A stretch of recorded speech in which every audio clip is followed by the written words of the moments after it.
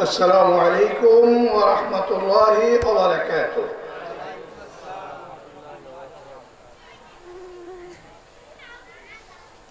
الحمد لله نحمده ونستعينه ونستغفره ونؤمن به ونتوكل عليه ونعوذ بالله من شرور أنفسنا ومن سيئات أعمالنا.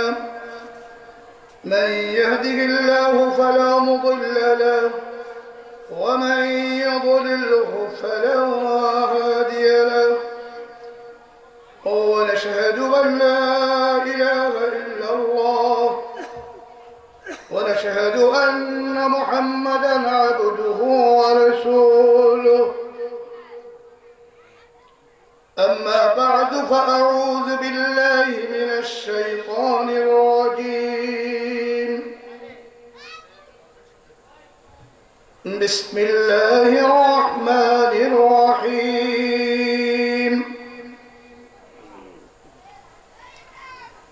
اقرأ باسم ربك الذي خلق.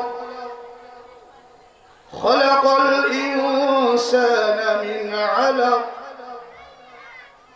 اقرأ وربك الأكرم الذي علم بالقلم.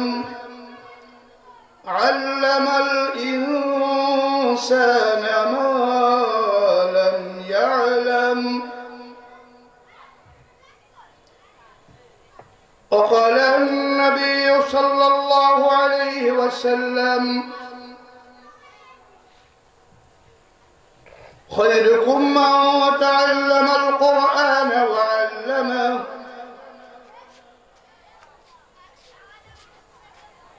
وقال العلماء بنسبة النبي صلى الله عليه وسلم: المسجد بيت الله والمدرسة بيتي، أو كما قال النبي صلى الله عليه وسلم بمعناه.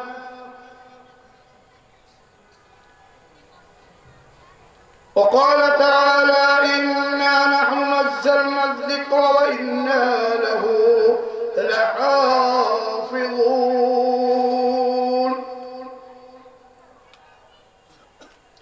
وقال الشاعر: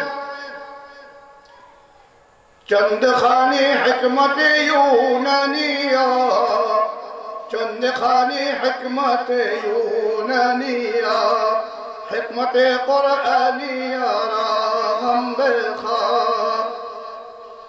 بل اول الف باتا نخانی زدر سے قرآن خندن کئی توانی، زدر سے قرآن خندن کئی توانی. صدق الله مولانا العظيم.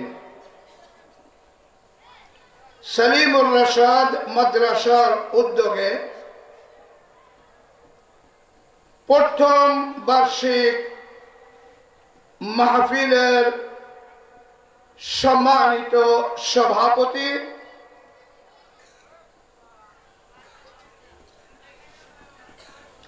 উপস্থিত হাজারাতে উলামায়ে কেরাম, উপস্থিত উলামায়ে কেরামদের মধ্যে উল্লেখযোগ্য, সবাই উল্লেখযোগ্যতার মধ্যে বিশেষ মুরব্বী হিসাবে দক্ষিণ পশ্চিম অঞ্চলের অন্যতম বুজুর্গ আল্লাহওয়ালা পীরে কামিল হযরত মাওলানা রফিকুর রহমান সাহেব, সদরে মুহতামিম মারকাজুল উলুম মাদ্রাসা। উপস্থিত রয়েছেন ঐতিহ্যবাহী খুলনা দারুল উলুম মাদ্রাসার সুযোগ্য মুহতামিম আল্লামা হাফেজ মুশতাক আহমদ সাহেব। উপস্থিত রয়েছেন খুলনার অত্যন্ত সুপরিচিত ব্যক্তিত্ব আল্লামা মুফতি রফিকুল ইসলাম সাহেব দামাত বরকাতুহুম। উপস্থিত রয়েছেন মোহাম্মদনগর ওমর ইবনুল খাত্তাব মাদ্রাসার সুযোগ্য মুহতামিম মুফতি আব্দুল হাই সাহেব সহ অন্যান্য বড় বড় উলামায়ে কেরাম। আলহামদুলিল্লাহ, এই মাদ্রাসার মুহতামিম মাওলানা সালিম সাহেব খুলনার সমস্ত বড় বড় উলামায়ে কেরামদেরকে আজকে এই মাদ্রাসার পাগড়ি দেওয়া অনুষ্ঠানে দাওয়াত করেছে। আলহামদুলিল্লাহ, উলামায়ে কেরামও এসে গিয়েছে। আজকে দিনই একটি মাদ্রাসার মাহফিল। এই মাদ্রাসা কেন, মাদ্রাসার প্রয়োজনীয়তা কি, মাদ্রাসার দরকার কি ইত্যাদি বিষয় আমি খুবই সংক্ষিপ্ত পরিসরে আলোচনা করব। যেহেতু অন্যান্য উলামায়ে কেরাম আছেন, যত উলামায়ে কেরাম আছেন, এক ঘন্টা দিলেও সারা রাত পার হয়ে যাবে, সেই জন্য সময় নেওয়ার আসলে সুযোগ নাই।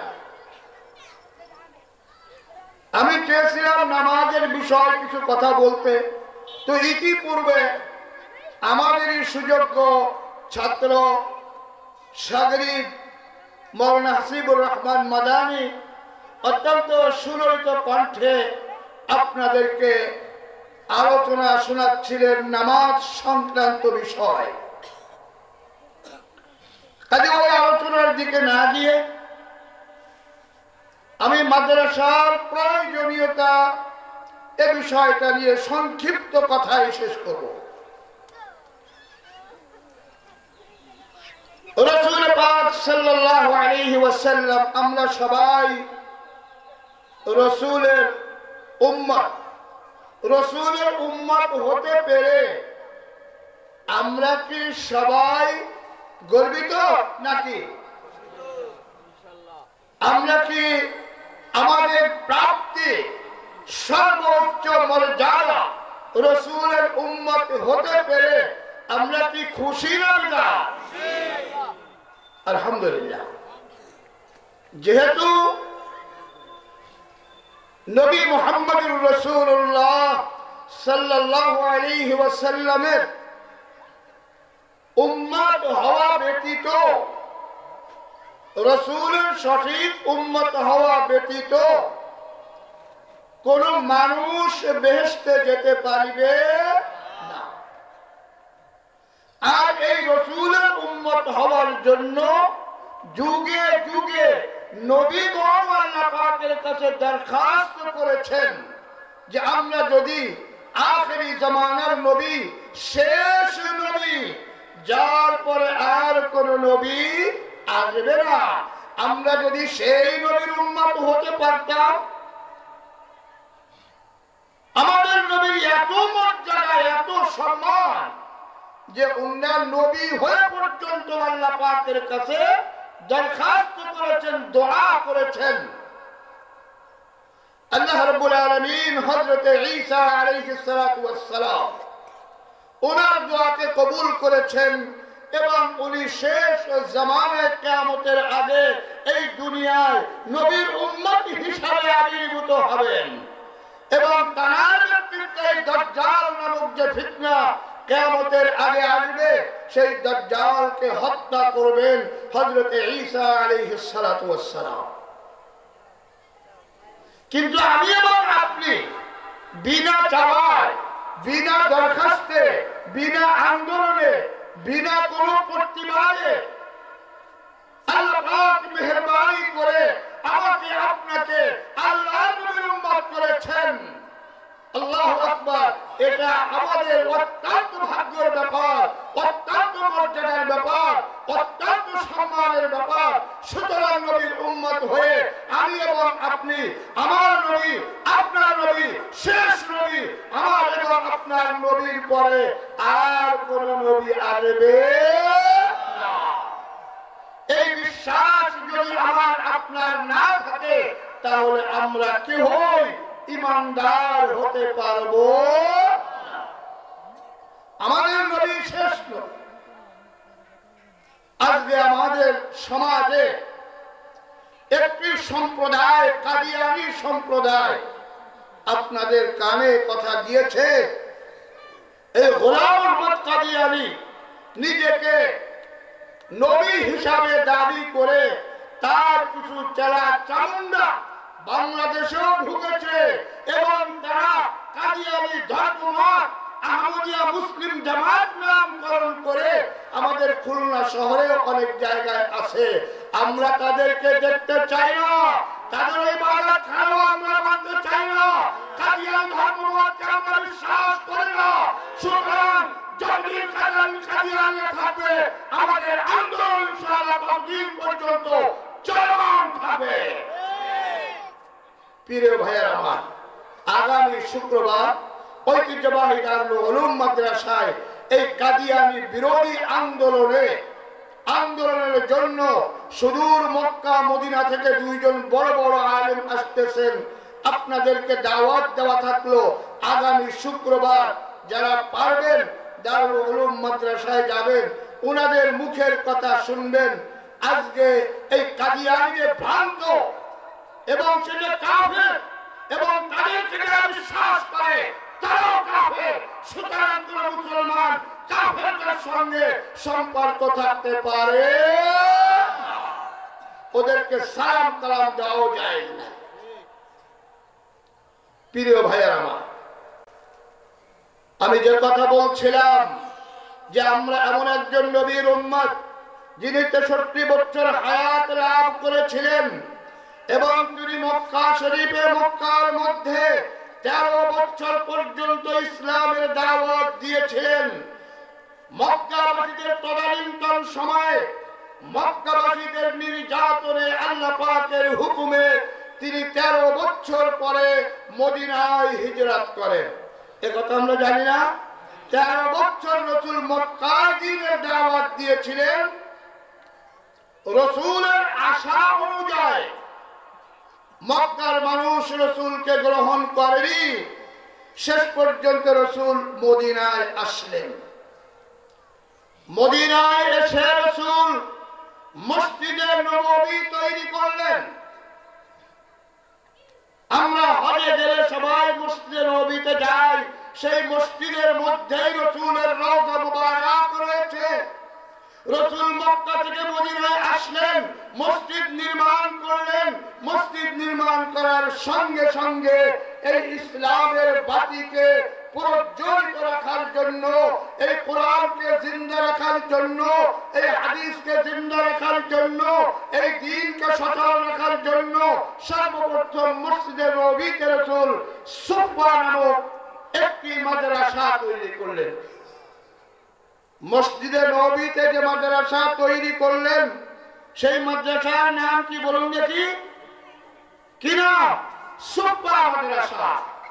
এখনো পর্যন্ত মদিনাতে যারা হজ করতে গিয়েছেন রাসূলের ঠিক রওজার পাশেই একটা উঁচু জায়গা চৌহাদ্দি দিয়ে কাপড় দিয়ে উঁচু করে ওই জায়গাটা ঘেরা, ওইকে চিহ্নিত করে রাখা হয়েছে যে রাসূল মক্কা থেকে মদিনায় এসেছেন। মসজিদে নববীতে সর্বপ্রথম সুফা নামক মাদ্রাসা তৈরি করেছিলেন। রাসূল দেখলেন যদি মাদ্রাসা তৈরি না করা হয়, এই মাদ্রাসায় যদি দ্বীনের তালিম না হয়, এই মাদ্রাসায় যদি কোরআনের শিক্ষা না হয়, তাহলে এই দ্বীন, এই ইসলাম হয়তো বেশি দূর যাবে না। তাই রাসূল চিন্তা করে সর্বপ্রথম মসজিদে নববীতে সুফা নামক মাদ্রাসা তৈরি করলেন।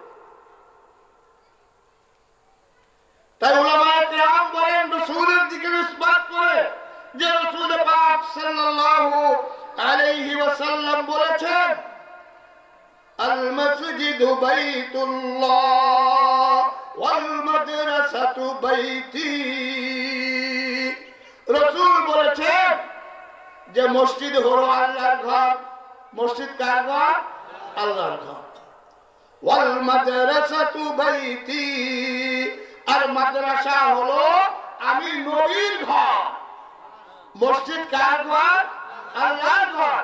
মাদ্রাসা কার ঘর? নবীর ঘর।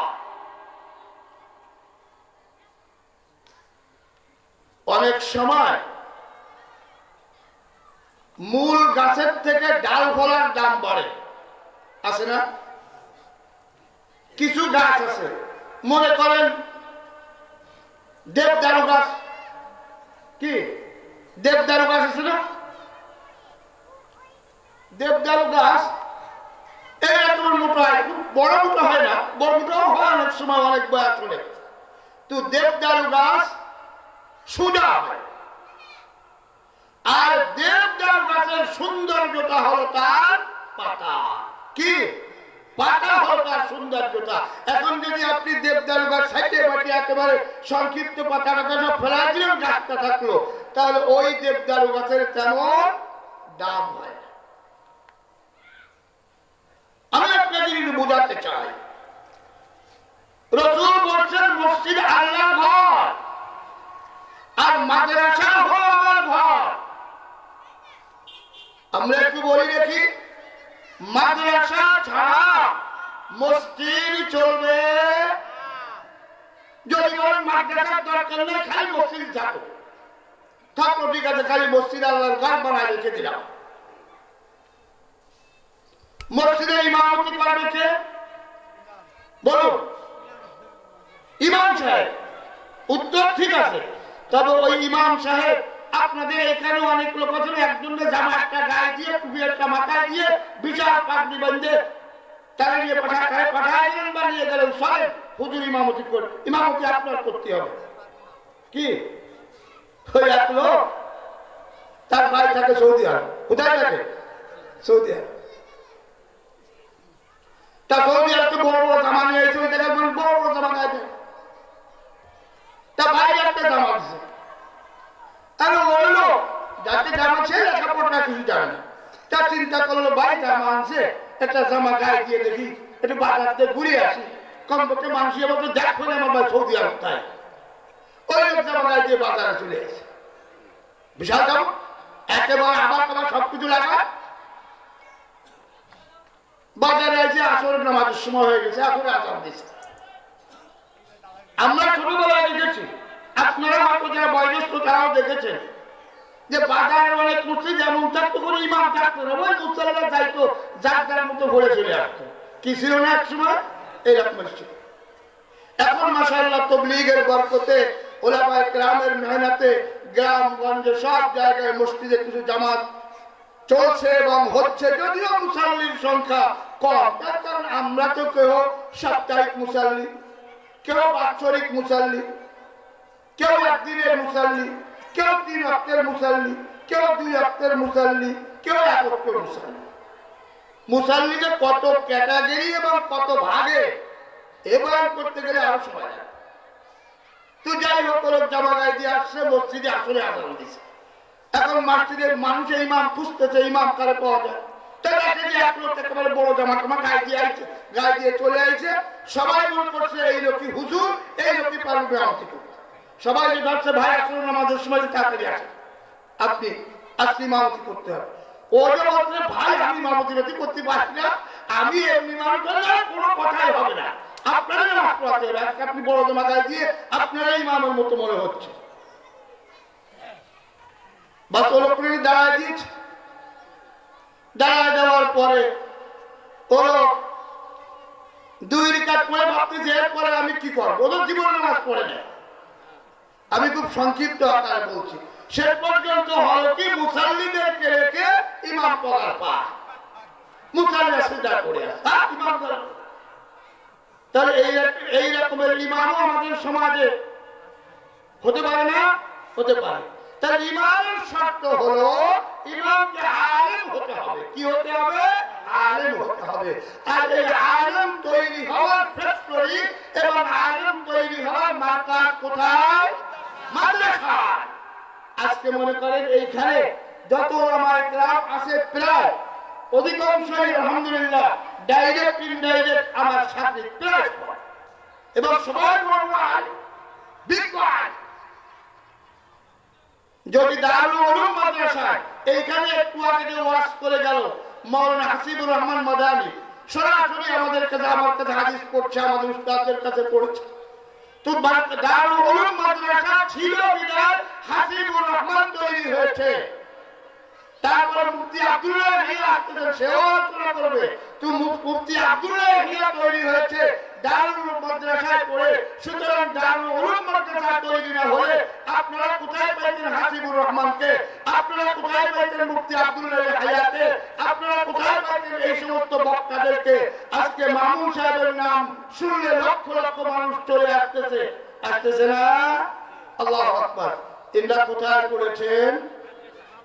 কোথায় বলেছেন? সুতরাং মসজিদ চালাতে হলে, মসজিদকে জিন্দা রাখতে হলে মাদ্রাসা ব্যতীত মসজিদ জিন্দা রাখা যাবে কি যাবে? যাবে না। মসজিদ আল্লাহর ঘর ঠিক আছে, কিন্তু আল্লাহর ঘর ঠিক রাখতে গেলে নবীর তরিকা অনুযায়ী তাকে ইলম অর্জন করতে হবে, তাকে জ্ঞান অর্জন করতে হবে, তাকে কোরআন সহি করে পড়তে হবে, তাকে হাফেজ হতে হবে, তাকে মাওলানা হতে হবে, তাকে মুফতি হতে হবে, তাকে মুফাসসির হতে হবে। আল্লাহু আকবার। তাকে নুরানি মাদ্রাসায় পড়তে হবে, তাকে কিরাআত পড়তে হবে। তাই না হলে ইমামতি করা যাবে? তাহলে আল্লাহর ঘর আবাদ করতে গেলেও মাদ্রাসা ব্যতীত আল্লাহর ঘর আবাদ হবে না। তার কারণ মাদ্রাসায় না পড়লে ইমাম পাওয়া যাবে না, আর ইমাম যদি না হয় তাহলে মুসাল্লি পাওয়া যাবে না, আর মুসাল্লি যদি না পাওয়া যায় তাহলে মসজিদ বিরান হয়ে যাবে। সায়াতি আলান নাসি জামানুন লা ইয়াবকা الإسلام إلا اسمه ولا يبقى القرآن إلا رسمه ومساجدهم عامرة وهي خراب عن الهدى। কিয়ামতের আগের নকশা এই হাদিসের মধ্যে বলা হয়েছে। এমন একটা সময় আসবে ইসলাম নামে বাকি থাকবে, তার রাসূল বাকি থাকবে, মূল ইসলাম থাকবে না। কোরআন বাকি থাকবে, তার পড়ানোয়ালা থাকবে না। মসজিদ থাকবে, মসজিদ আবাদ করার মানুষ পাওয়া যাবে না। এটা কিয়ামতের আগে হবে, সেই কথা রাসূল আগে বলেছে। তাহলে মসজিদ আবাদ করতে হলে আর দ্বীনকে হেফাজত করতে হলে, আপনার বিবাহকারী করতে হলে, আপনার জানাজা, আপনার বাপের জানাজা পড়াতে হলে। আজকে একটা জানাজা ছিল আমার টুকপাড়া, ওই লোকটার বাড়িতে আমি 1 বছর ছিলাম। ওই লোকটা আমাকে এত মহব্বত করত, সে মৃত্যুর সময় ওনার ছেলেটা বললো যে হুজুর কমপক্ষে 10 বার আপনার কথা বলেছেন যে মাওলানা নাসিরউদ্দিন কাসেমী যেন আমার জানাজাটা পড়ায়। তবে আজকে তার জানাজা পড়ালাম। আল্লাহু আকবার। কত মহব্বত করেছে প্রিয় ভাইয়েরা আমার।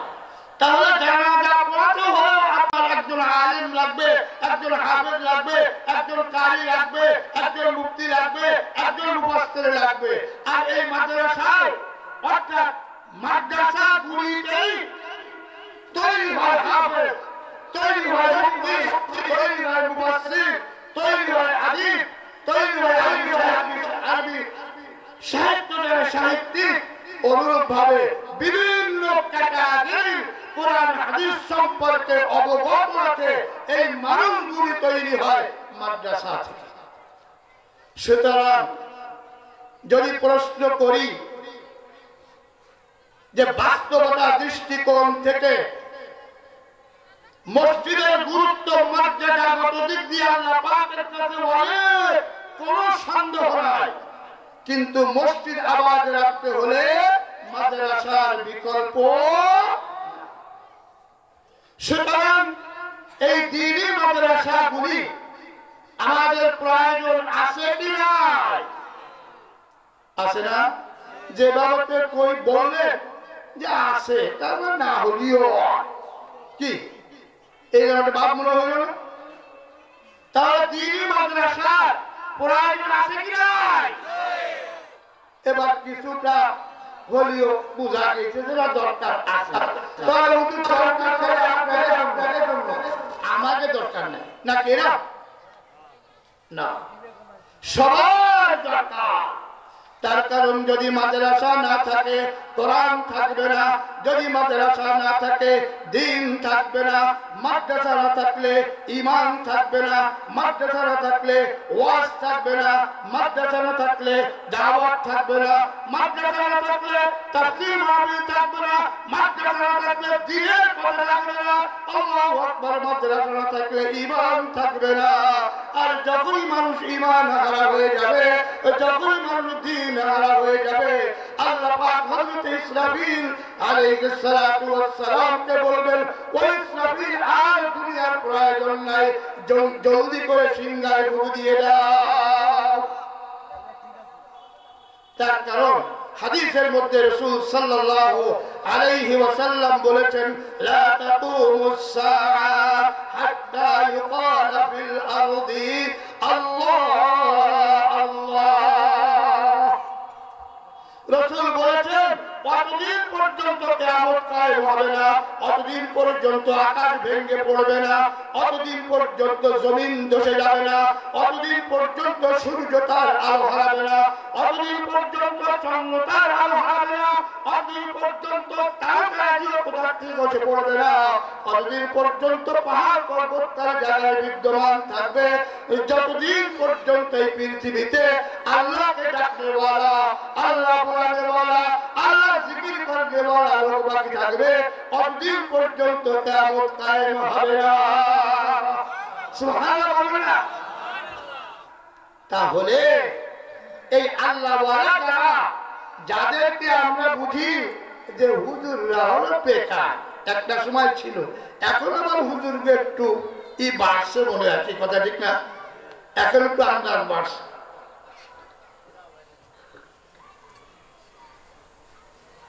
আগে একটা সময় ছিল, এখন মানুষের ভিতরে কিছু মূল্যায়ন এসছে। আগে মনে করতে হুজুরকে কোনো কাজ নাই, শুধু দাওয়াত খাওয়া আর পেট মাজা। কি হুজুরকে শুধু দাওয়াত খাওয়া আর পেট মাজা, পেট বড় বাড়ানো, হুজুরের কাজই হলে একটা, খালি খেয়ে বেড়ানো। আবার দাওয়াত খাইতে গেলে অনেকে বলতে, হুজুররা তো বাড়িতে ভালো মন্দ খাইতে পারে না, এটা ভালো ভালো হুজুরের গোশ দিস, কি বলতো না? ছিল একসময়।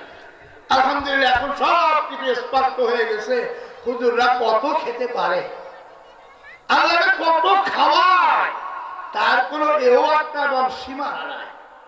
সঠিকভাবে আল্লাহর পথে চললে আল্লাহ পাকের যেখানে মালিক, আমরা তো দুলা ভুলে গিয়েছি। কি দুলা ভুলে গিয়েছি? ওই বরযাত্রীর কায়দা, একজন বিবাহ করতে গেছে, লোকজন সাথে অনেক নিয়ে গেছে, একজন যে বলতেছে, ভাই ওই বরটার বুঝলে তাড়াতাড়ি খাইতে দেন, বর যে সময় আসবে আসতে দেবে। কি তারা খাইতে দেবে নাকি?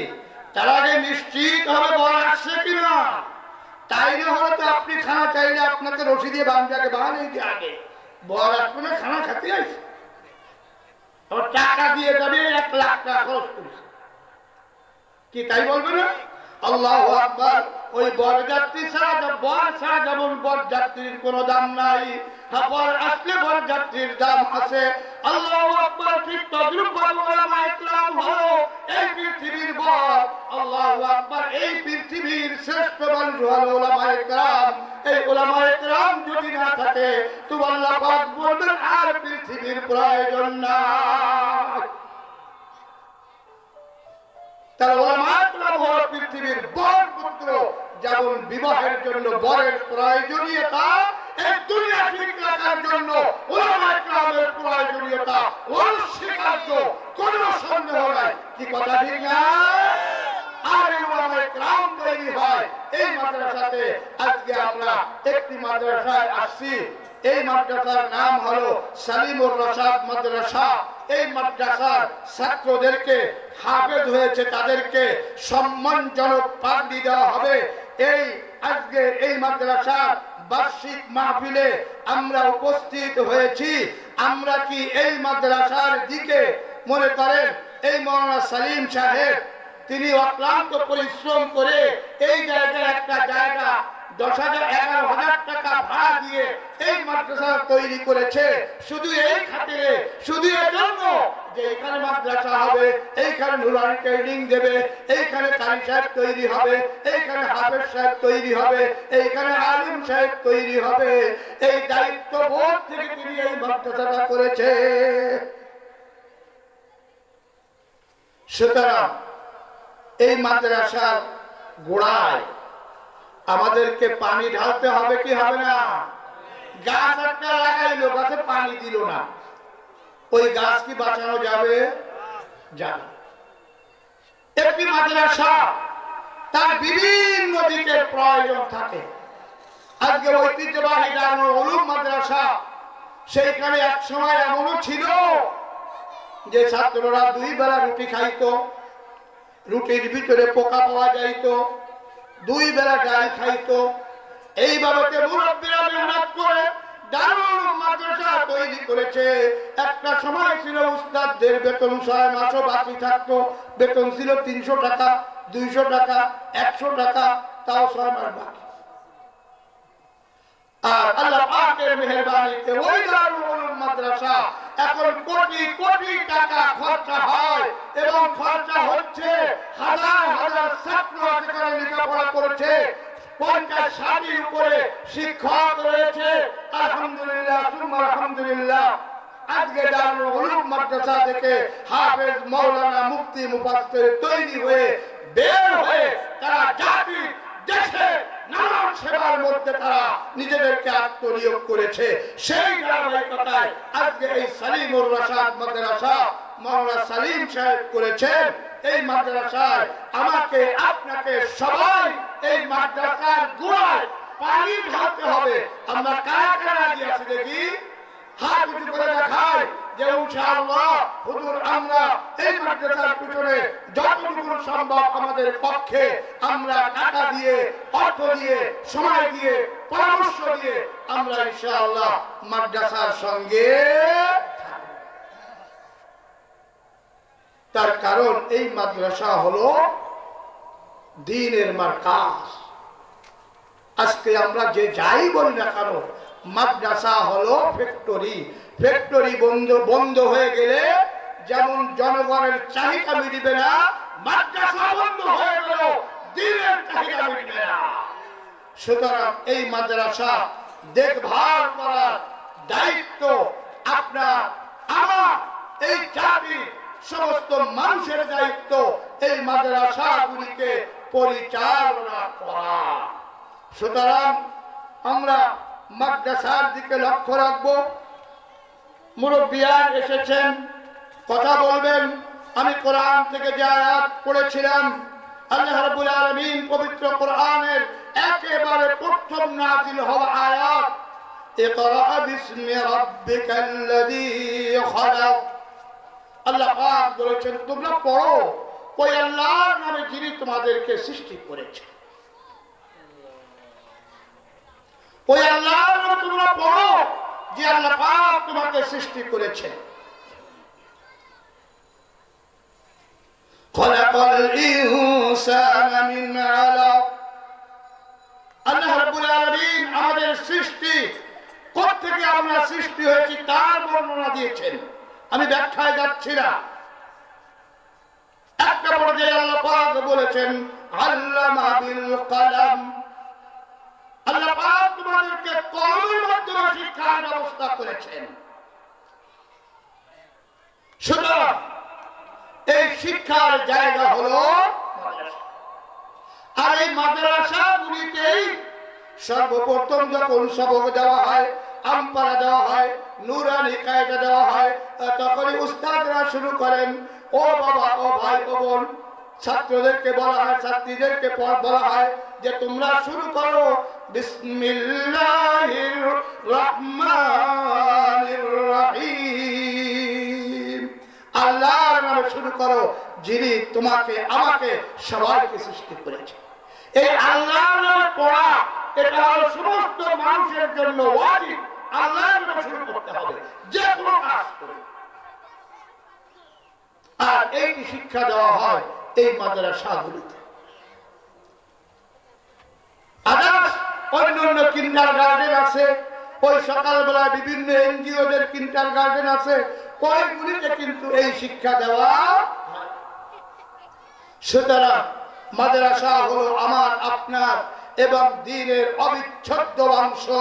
সুতরাং এই মাদ্রাসার হেফাজত করা, মাদ্রাসার দেখভাল করা, মাদ্রাসার সংরক্ষণ করা, মাদ্রাসার প্রতি সাহায্যের হাতকে প্রসারিত করা আমি একজন মুসলমান হিসাবে আমার দায়িত্ব আছে কিনা?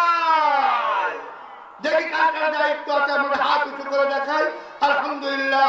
হে আল্লাহ, তুমি আমাদেরকে মাদ্রাসার জন্য কবুল ও মঞ্জুর করে নাও। আমিন।